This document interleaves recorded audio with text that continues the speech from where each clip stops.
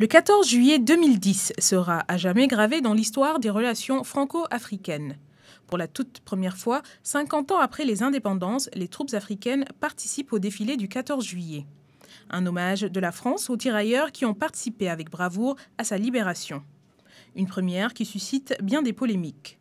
Occasion saisie par TV5 Monde à travers son magazine Afrique Presse pour inviter les intellectuels africains à débattre sur la question, pronostiquer sur l'avenir de la France-Afrique, mais aussi analyser le rôle des armées africaines dans les conflits antérieurs. Le temps est venu pour nous, Africains, de repenser nos propres problèmes, de nous donner les moyens de penser ces problèmes et de proposer de nouvelles voies. Le continent est dans un état de déliquescence réelle et les armées n'échappent pas à cette réalité.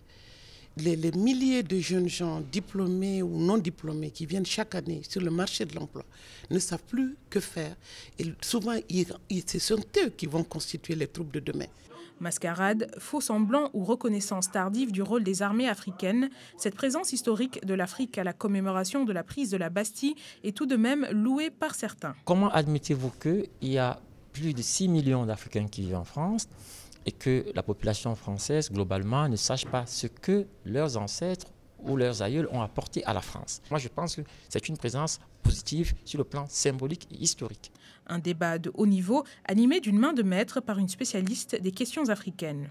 C'était l'occasion de reparcourir un peu, de revisiter cette histoire entre la France et ses anciennes colonies, la participation des soldats noirs. Ce débat a donc permis de revisiter cette histoire, mais surtout de se poser la question de quelle Afrique voulons-nous pour demain? Un débat qui s'est poursuivi en coulisses avec des journalistes africains invités à assister au tournage de l'émission. C'est un réel débat sur l'avenir de la France-Afrique qui était aujourd'hui amorcé par les intellectuels africains. C'était Hawa Seydou Diop dans les locaux de TV5 Monde pour la RTS.